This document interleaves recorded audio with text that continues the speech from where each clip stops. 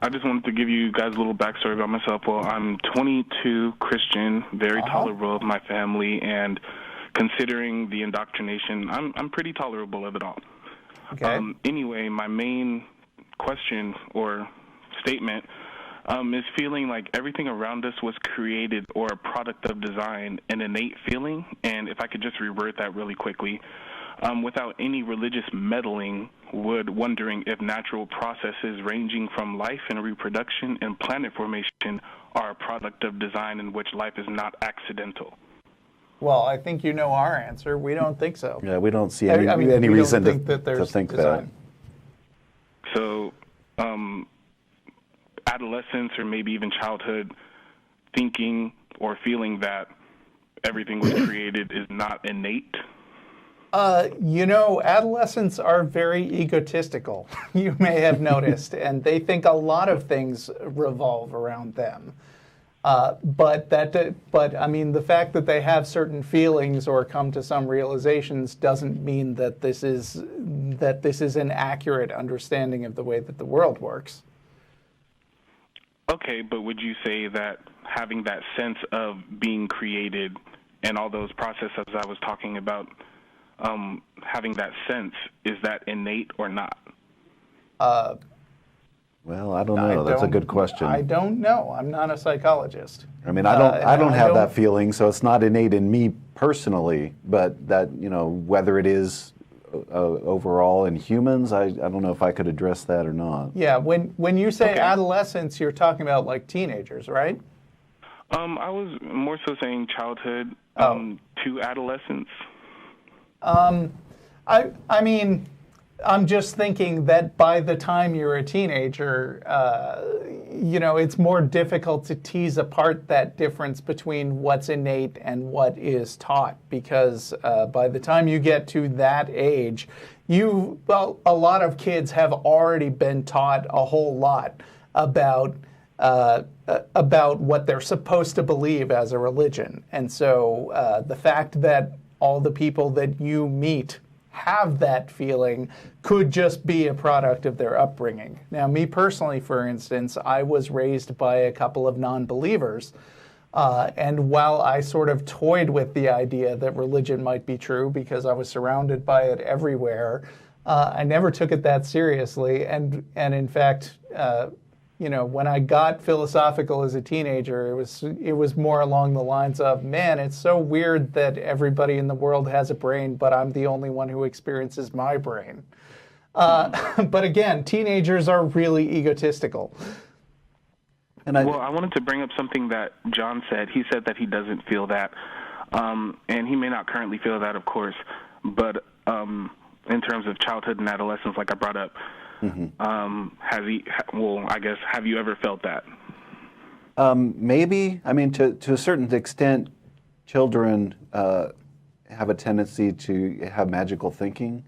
So when you're a young child, you for one thing, you kind of trust what the adults around you tell you. So if they're talking about Santa Claus, you're more likely to believe that. But also, apart from what people tell you, you haven't really attained critical thinking skills yet, or even abstract thinking skills. So when you're a young child, at least what I've seen is that children embrace magical thinking in general. So they'll kind of believe in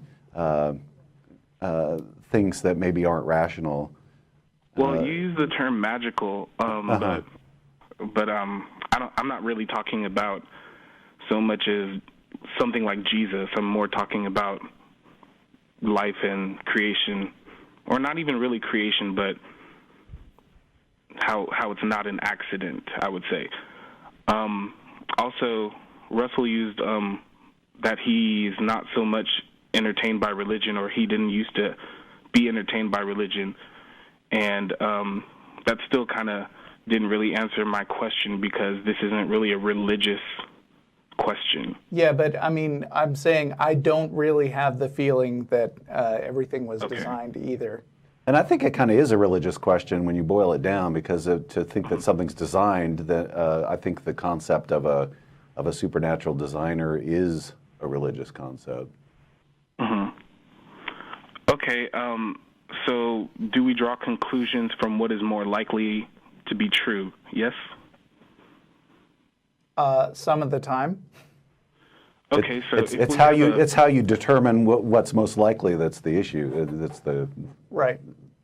That's the okay, problem. So which brings me to my next question: do you believe that life and planet formation and solar system formation is accidental?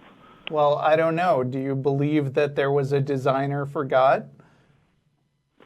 I believe that solar systems across the universe are set up in similar ways to where we can draw a conclusion that this isn't an accident, because accidents aren't really. But you think that? But I mean, to follow this line of reasoning, you maybe think that that God having existed in the first place is an accident, as you put it, unless you think that there's a God. I don't so much think there's a God. I think that there's just creation and design and not so much intention, but not accidental. So God did have a designer. Somebody, some higher God made God. I'm not. No, I'm not even gonna try to entertain that. But well, I mean, why not? Because like what you're trying to argue here is that things don't just happen to exist. Like that would be ridiculous. But then you've solved the problem allegedly by inventing this incredibly powerful, intelligent, magical, to use John's term, thing, and then you just don't want to think about where that came from. Right? That's true. Yeah, that's actually true. So if you accept the idea that some things just exist and you can't think about it, then why jump to a God, which we can't really, which we don't really have any indication exists in the first place, instead of just saying, well, the universe has all those properties? Well, I don't so much. I don't know if I can even say that I'm not entertaining the idea of God, but just a process that is intentional. But you don't want to apply that argument to God. I mean, you don't want to think that God maybe had another God who made him. Well, that seems to be a different question, a part of a different equation. Well, well, I mean, is it something that bothers you, or do you just wave it away and say it doesn't matter? It's something that I think about, definitely. Okay. But I have one focus, and then you guys have another focus, and my focus is the processes in life, and the other focus in which I can't really. But not God. But not whatever processes would cause that God to work the way it does. Because if you don't think that a God made God, then you must think that an infinite intelligence can just exist with no designer. Does that not seem weird to you? I don't so much think that. I so much think that an event happened and we're still living through that event. What event? Well, scientists say the Big Bang. Okay. Where does a God factor into that? He doesn't, as far as I'm concerned. Oh, well, then we agree. That's a good call. No. Well, I think you're probably disputing that there was a Big Bang, right? Oh. I kind of got lost, but basically my argument is that, because I've heard you guys on the show before say that it's an accident.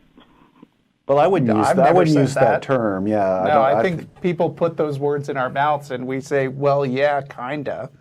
But that's not the way we would phrase it. Yeah, we would say natural processes or something to that effect rather than accident, I think. At least I would.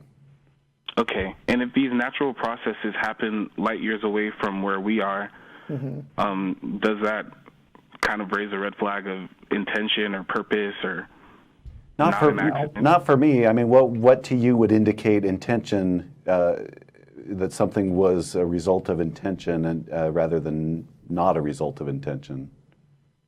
Well, I don't think accidents really fix themselves, and the Earth how it was formed. From what I've heard, the theory is that it was all molten and it cooled off, and different weather happened and different changes happened, and I can't really tell you because I'm not credentialed in that. But well, I'd like to suggest respectfully that maybe you should look into some of the books that discuss how that happened, because I think it's a lot more complicated and weird and interesting to read about than you are probably thinking. Like, don't just think this is beyond my understanding. I mean, it's useful to actually read up on what scientists think happened and how they came to that conclusion, and not just say, I don't get it, because those are some cool things to think about. And also, if you want to understand how atheists think, it's better to actually try to make an honest effort to get their point of view instead of just guessing and throwing out words like accident. Mm-hmm. Okay. Also, I just wanted to say this. You see Venus and its atmosphere or lack thereof or whatever, that seems like an accident to me, something that didn't work out because Venus was like Earth at once, correct? I don't know. No. Not that I know of. Venus and Earth were not twins at first? Okay. No. I mean, for one thing, they're orbiting the sun at different distances, and so of course, Venus is a lot hotter. Yeah. And I don't know if Venus ever had water. Venus hasn't always been hot, right? It used to have a different atmosphere and more like Earth. From what I've read. No, I don't think I've heard that anywhere. Okay. But even if it did, I was wondering where you were going with that. Yeah, I would say that Venus is something that could be an accident, because by following what I've read, that Venus was similar to Earth when it was early in formation, that Earth worked out and Venus didn't. So that would be an example of an accident. I think it depends what you mean by worked out, because I think they both worked out because they did what they did. You're almost assuming the intention you're pre-assuming that there was an intention in the first place, saying that, well, the goal is to have a planet that's habitable and for life or whatever, and that's I think that assumption is faulty. Okay. Yeah, I mean, being a human, it's not surprising that you think it's really interesting and important and significant that humans exist. I do too. I like people. But that is my personal bias as a person. And I would ask, what's wrong with Venus? How do you know that the Earth isn't the accident? Well, I know that Earth isn't the accident because life was able to be sustained, and a host star. But again, that's just assuming that life being sustained is a motivation instead of a byproduct. Yeah, well, I mean, obviously we like it because we're here and we're humans, but that doesn't mean that that's a goal of some overreaching goal that planet creation is process is there to sustain human life. Yeah, that's a self-centered thing if you look at it apart from your own situation of being a human. Yeah, the thought experiment, what if there is a God, but he's like, asteroid 5219b is the greatest thing I ever made. Now, Earth, it's got all these parasites on it. That was obviously a screw up. But boy, that asteroid 5219b, it's beautiful. It's a work of art, and it's everything I want this universe to be about. Then what? Earth would be great if those humans hadn't come along and ruined it. Well, again, I'm not claiming that God has any characteristics whatsoever. I know. Makes the conversation kind of hard to have because, I feel like you have that point in the back of your mind, but you don't want to say it. I guess it's more so just feeling or emotion is just what's holding me back. But like, I wanted to bring it back to Venus for a second. I know that when Venus was forming, or after it formed, that the magnetic field was lost, which in turn caused Venus to be as hot as it is. Okay. Can we agree with that? Venus is as hot as it is because it's closer Close to the sun. Yeah, that's what I would think. The radiation that it gets falls off with, shoot, is it the square or the cube of the distance? I started as a physics major, but it's been a long time. But I mean, the fact that Venus is hot has way more to do with how close it has to the nearest heat source than to what the atmosphere is. So I don't know what you've read, and I freely admit that I'm not an expert on planetary science, but that sounds unlikely to me. Okay. Well, this is just for me watching the Planets documentary the other day and me just spewing what I've heard from that. But well, and if I were to look at just look at our solar system, for example, we have one planet that has life on it, and as far as we know, it's the only one. I would think that it's us that's the outlier. It's the other planets formed and they don't support life. So to say that we just made a discovery from the TRAPPIST telescope that there are like 7 Earth-like planets lined up, and 3 of them are in the Goldilocks zone for habitability. Okay. So, do we know yet that there isn't life on those planets? I mean, that seems like a level of detail. We don't, but we can likely conclude that because of our solar system and our host star and how our solar system is set up, similar to a way that theirs is, and that there are 3 planets in the habitable zone, that there is more likely to be life on those planets, correct? Well, no. At least maybe life that's similar to the life that's here. If there is life, but I mean, there were a complicated series of things that were not necessarily a foregone conclusion to get to this point. Yeah. And then we're sitting here as the end result of that process and thinking, boy, it's great that this, that this process led to something exactly like me. So clearly I'm the most important thing in the universe. Yeah, that could have gone wrong at any point in the process. Maybe. In lots of ways. Like or life could be incredibly common. We don't know. Exactly. So, but wouldn't it be more likely that there is life than it's less likely that there is life? Not overall. I think life is probably extremely rare. Let me put this a different way. Suppose that you just hit the reset button on Earth and started over from the beginning of, let's say, human history and replayed everything slightly altered in some way. Do you think that the movie Star Wars would have been made? I mean, so there's a very specific thing that is the end result. Do you think that would happen? No. Okay.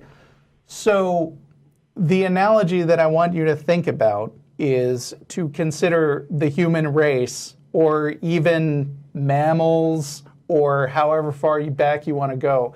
Think of that result as Star Wars and think, if you were to replay everything, maybe it would all happen the same way, but maybe nothing like this would happen. We don't know. If the big but we do know where there's water, there is life. No, correct? We don't, because there's water on Mars and there's no life there. Yeah, not necessarily. It's one of the components. Wait, is there water on Mars? Shoot, I hope I didn't screw that up. But if there was... Water combined with being in the habitable zone next to the host star, I believe that's a great recipe for life. You can't make that as a general statement because we only have one example. Yeah. Yeah, and ours worked, right? Yeah, but it could be extremely rare for even if you have the right conditions. We don't know. We haven't found another planet that we absolutely know has any kind of life on it yet. Right. So we could be the only planet in the entire universe with life, or they could be all over the place, or somewhere in between. And you can't just like make sweeping generalizations about how life comes about like all over the universe if you only know one planet where it ever happened. Well, if life just came from our planet and we know all the ingredients from our planet to make life. No, we do. I mean, that's another thing that I don't think you're quite getting about science. We know some of the details and we can kind of fill things in, but I don't think you'd ever find a scientist who would say, for sure, we know how this happened. Okay. Well, I guess my last thing, I only have one more question. Well, make it short because I mean, it's a good conversation, but we have other callers. Yeah, definitely. If you can accept that there is no God with no definitive proof, then why do you criticize those that are benign in their belief who accept that there is a God with no proof? John, you take it. I don't consider myself as accepting that there is no God. I don't have a belief in a God until I see some evidence or reason that there is one. Okay. So I would look at both situations the same. It's not a good idea to believe something for which you have no evidence. Well, I guess my question was more centered for an atheist then.